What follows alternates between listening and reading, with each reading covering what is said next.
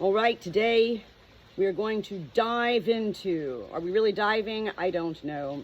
Chapter 21 of 3 Bags Full by Leonie Swann. My name is Natalie. I am the good shepherd here on our small hobby farm, and I've so enjoyed reading this book, sharing it with my mother in awareness of, well, macular degeneration, which is a disease condition of the eyes, which ultimately does cause blindness. I received this book as a gift from my husband a long time ago and wanted to read it. You know how it goes. I finally took this book out of my barn bag one day and decided I'll read it when I get to it. And then the next morning I found myself putting this book back in my bag and deciding to read it and audio video record it chapter by chapter and share with my mother so she, my mother, can enjoy this really fun murder mystery book about a good shepherd who's murdered and his flock of sheep set out to solve George's murder. Today, chapter 21, Fosco knows his way around. Inspector Holmes stared into his Guinness, feeling frustrated. At any other time, the sight of it would have cheered him, but not here. This was what you might call a duty Guinness, which spoiled any enjoyment of it. Here of all places, in this godforsaken dump, Glenkill. Here at this stupid sheep contest, jammed in between tourists and the locals in festive mood. He did not like the atmosphere. Relaxation, all very well, but the people here were too relaxed by half, although probably it just seemed that way to him because he wasn't having fun himself. He never ought to have joined the police, not with a name like this. They had a Watson and Galway, and no one ever left him in peace either, but Holmes? Stupid remarks were the least of it. All the most hopeless cases landed on his desk, with stupid remarks. It wasn't his fault that he had the worst success rate in the entire county and no prospect of improving it. Not with cases like this one, George Glenn. Right at the start, he'd known. If it wasn't the family who did it, I'll never find out the truth. The family consisted of that pretty plump redhead, who of course had an alibi. Then all that stuff about the legacies. He had made up his mind just to arrest the heirs. Better than no arrest at all, he'd told himself. He could always let them go again later. But now he could hardly arrest a flock of sheep. To be honest, by now he hated the sight of sheep. So of course the smartest sheep in Glenkill contest was no place for him. A wooden platform had been erected in the middle of the big hall in the Mad Boar. No steps leading up to it, only ramps. All for those animals. Behind it stood the shepherds with their champion sheep, so worked up that it was hard to say which of them was giving off the most penetrating stink. Or perhaps that was the tourists. Many of them had cycled here in the summer heat. You could smell that, naturally. What was he doing here? Did he expect the murderer to give himself away while under the influence? Did he expect the sheep to supply the crucial clue? No, really, he just didn't want to be back in the office with a filing cabinet full of unsolved cases. Better go on investigating a little longer. Now all was quiet. Quieter anyway. Of course, the sheep were still bleating merrily away. Not particularly smart of them. A thin man climbed up on the platform. If that was the landlord, it didn't say too much for the food in this place. The inspector would sooner have brought a meal from the fat man in the wheelchair. Hadn't the pair of them been among those who found the body? Yes, right, Baxter and Rackham. Taciturn fellow, that Baxter, he'd thought when he questioned him. But now the landlord was holding forth to the spectators for minutes on end. St. Patrick, Yeats and Swift, tradition. Glenkill's pride in its sheep. Enough to make you sick. And he'd finished his Guinness. At last, the skinny landlord had finished. The contest began. Now it was really quiet. Even the sheep had stopped bleating. In the midst of this silence, there was a knock on the front door. A minute ago wouldn't have had the faintest effect, but now all eyes went to the door. There didn't seem much point in knocking on the door of a pub, but no one in the hall moved. More knocking. In fact, it really sounded more like someone thumping the door with a hard object. Only at the third knock did the man with the big nose take pity on whoever was knocking. He'd talk to him too. Father something or other, the local parish priest. The priest went to the door and opened it, smiling. Only priests knew how to smile that way. He'd never seen a smile like it on anyone else's face. But even as the inspector was thinking this, the holy smile slipped, froze, twisted in amazement. The priest's horrified face stared at what was waiting for him outside. When the door finally opened, they felt like running away again.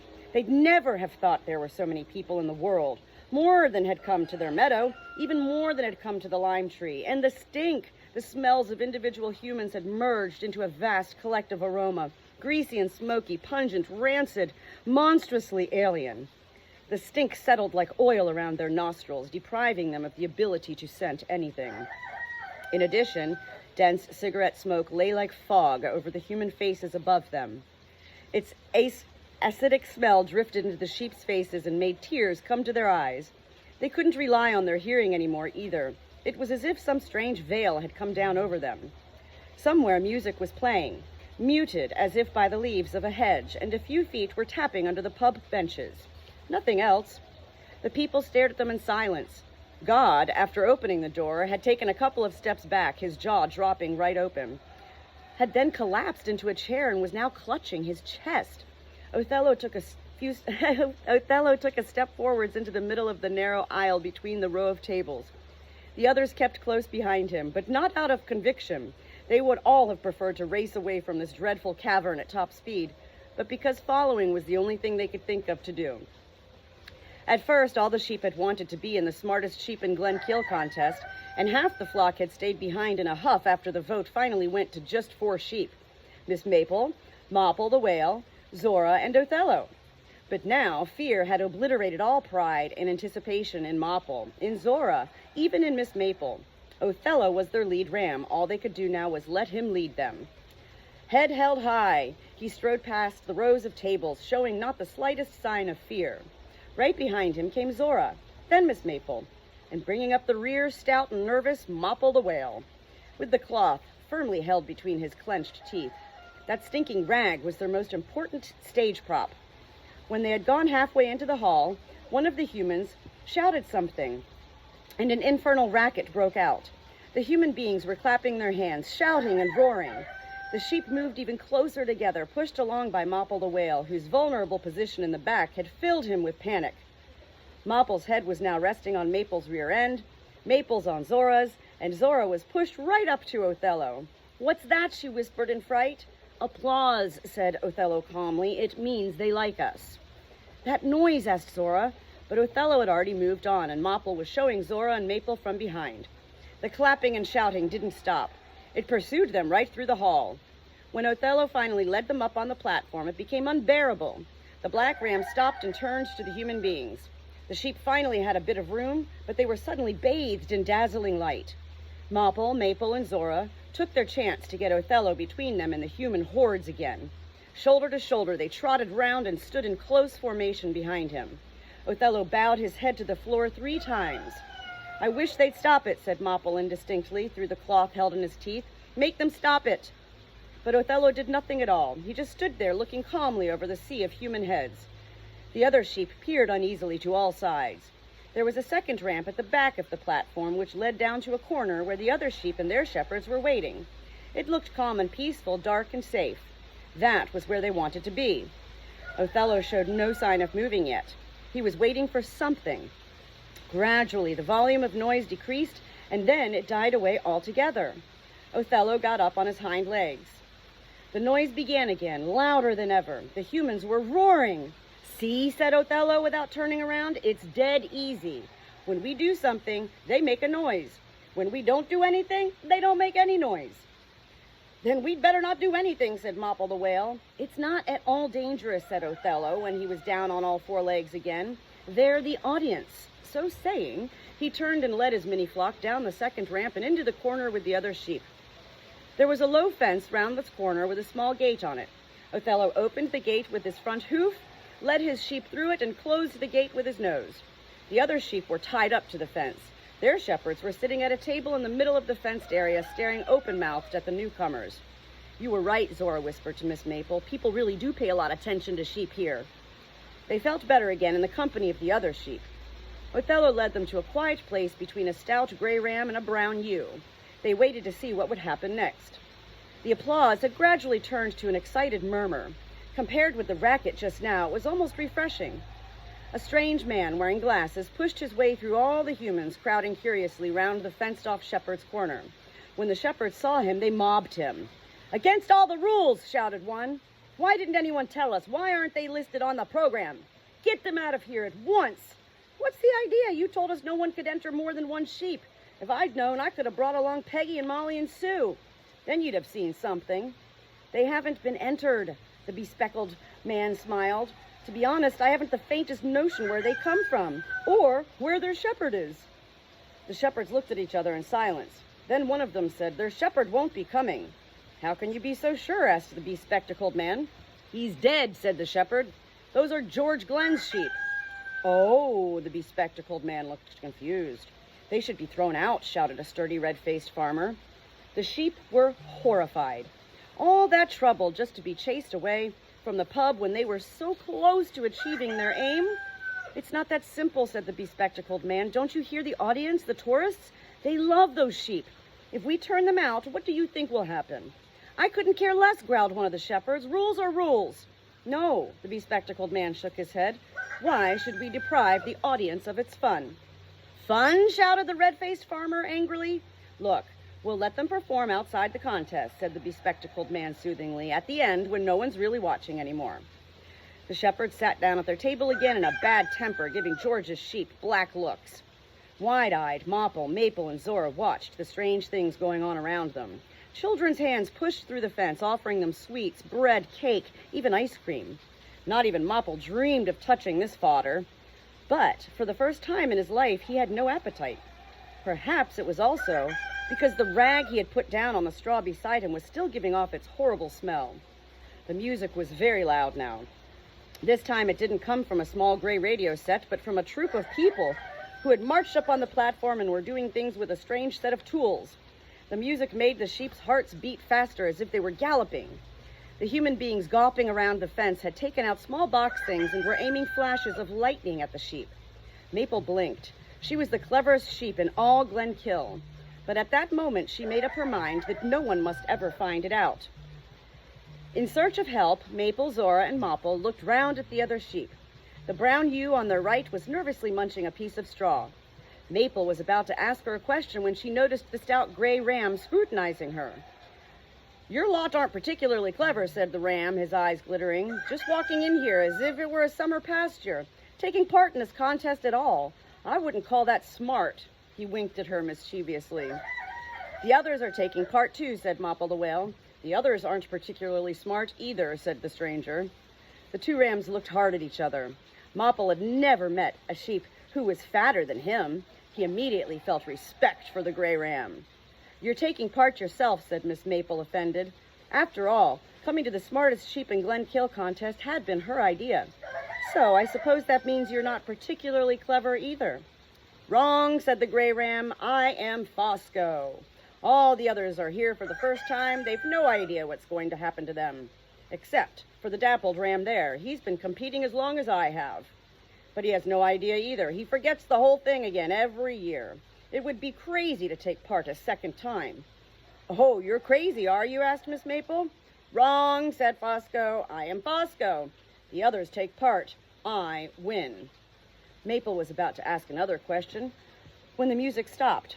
The bespectacled man had climbed up on the wooden platform. "Ladies and gentlemen, here we are at last. The traditional smartest sheep in Glenkill contest will open in a few minutes' time. One by one, the cleverest sheep in Glenkill will do their tricks for you. Then you will use your voting papers to decide on the winner. And of course, there's a prize to be won as well. For you, it will be a week of culinary lamb specialties at the Mad Boar.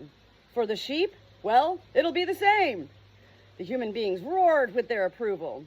"Only joking," the bespectacled man went on. "Of course the smartest sheep in Glenkill doesn't go under the knife itself. There's a pint of Guinness and a wreath of shamrock waiting for the winner. Then it will go on tour and show off its skills in all the pubs of Ballyshannon, Bundoran, and Ballintra." The bespectacled man didn't do any spectacular tricks, but he was applauded all the same. "The shepherd will receive a small mark of appreciation to the value of 200 euros. So let's have a round of applause, please. I now declare the smartest sheep in Glenkill contest open." The humans in the hall obediently made a lot of noise. Othello glared at the bespectacled man. Zora flapped her ears, and Mopple swallowed. The remark about lamb specialties had left a nasty taste behind. Fosco winked at them. He says that every time. Take a look at me. Would you say I look like a lamb of specialty? Off we go, announced the bespectacled man. Let's hear it for Jim O'Connor and Smarty. Oh, wow, Fosco chuckled. He's going first. Just watch this. The sheep craned their necks. The red-faced farmer had stood up and was leading the dappled ram to the platform by his halter. Gradually, the audience fell silent. The farmer bowed to them. Smarty, the only footballing sheep in the world, he said. He put a mottled black and white ball down on the floor in front of Smarty. Fosco turned to George's sheep. He's supposed to nudge the ball along with his hoof. I'm telling you only because you'd never guess it from his act. Smarty conscientiously sniffed the ball all over. Then he nubbed his head on one foreleg. The farmer looked at him with an expression showing that he was perfectly confident of victory. Now, Smarty swung his foreleg back and forth and stared at the ball again as if he'd just seen it for the first time. He was in no hurry. A few whistles could be heard from the audience. The farmer was getting impatient. He went over to Smarty and pushed the ball a little too hard with his own foot, sending it rolling over the platform. Smarty trotted after it and tried to bite it. In doing so, he only pushed the ball farther on. The ball bounced off the platform, and without a moment's hesitation, Smarty jumped off after it, landing on top of the first of the tables where spectators were sitting. Glasses clinked, and the humans at the table bleated in protest. The sheep rolled their eyes at such nonsense. Look at him, said Fosco. He's been doing the same silly trick here for years. The only bigger fool in his flock is the farmer himself. Smarty, the only footballing sheep in the world, earned only half-hearted applause. The bespectacled man smiled apologetically as he climbed up on stage again. Simon Foster and Einstein, defending his title, he announced. That's me, said Fosco. They think my name is Einstein. There was a conspiratorial twinkle in his little eyes, as if he was being called by the wrong name was a particularly clever move on his part. Fosco's farmer was tall and strong and even stouter than Fosco. He was holding a bag in one hand, and his other hand was in his pocket. The two of them walked calmly out on stage. For his girth, Fosco was surprisingly light on his hooves. The farmer didn't say a single word. He took a bottle of Guinness and a glass out of his bag.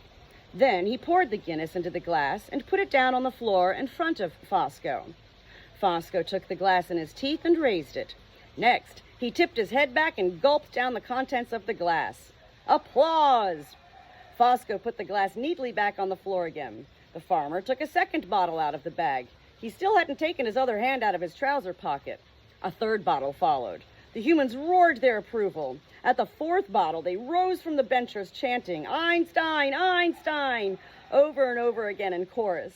The farmer himself, still working one-handed, drank the fifth bottle. Then he took his other hand out of his pocket and waved to the audience with both hands. Amidst thunderous applause, sheep and shepherd marched back into the corner. The other shepherds looked enviously at them. Fosco was tethered next to George's sheep, and the farmer sat down again. So that's how you win? Asked Miss Maple. By drinking? Wrong, said Fosco. By drinking Guinness from a glass. That's what they all do themselves. So of course they're convinced it's the cleverest thing anyone can do. That's why I win every time. But it's not a difficult thing to do, said Zora. Fosco was unmoved. That just shows how smart I am. Why would I do something difficult when I can win with something easy? And why do you want to win? Asked Mopple, convinced by now that they could really learn a lot from Fosco. For the Guinness, of course, said Fosco. Didn't you hear? The winner gets a Guinness. And then he does this trick again in the other pubs, and he gets more Guinness. And then, of course, there are the weeks of training before the contest. His eyes were shining. Next came Jeremy Tip and Wild Rose. George's sheep craned their necks again curiously, but Fosco shook his head. Nothing worth mentioning, he said. They put the good turns on first this time. You can forget the rest of it. You might as well not watch any more. But the sheep did watch. Wild Rose ran around in circles and changed direction when the shepherd whistled. Another sheep jumped clumsily over small obstacles. A massive ram kept nodding when his shepherd gave him a signal. At another signal, he bleated. His shepherd talked to him all the time. Surprisingly, this act went down well. Saddest of all was the performance of the brown ewe, who didn't even have a name. Once on stage, she was so frightened that she lost her sense of direction and couldn't run through the little obstacle course that her shepherd had set up. She stood still in the middle of the platform. When the shepherd hit her with a stick, the brown ewe raced across the stage in panic and fell off the other side. A few people clapped even at this. Fosco remained grimly silent. The bespectacled man came up on the platform again. And now, ladies and gentlemen, our surprise guests, Peggy, Polly, Samson, and Black Satan. He's gone and thought up wrong names for us, bleated Zora indignantly. Othello snorted too. Do I look like a donkey? Never mind, said Miss Maple. Here we go. Just do everything the way we discussed it and remember what Melmoth taught us. And now George Glenn's sheep had trotted up on the platform into that dazzling light to ensure that justice came out at last. The people in the hall were looking expectantly at them. The babble of voices slowly subsided into a muted murmur. At last, it was quiet enough in the room for the sheep to hear their own breathing again. Then, suddenly, there was a loud bang. A chair had fallen over. Next moment, a door slammed.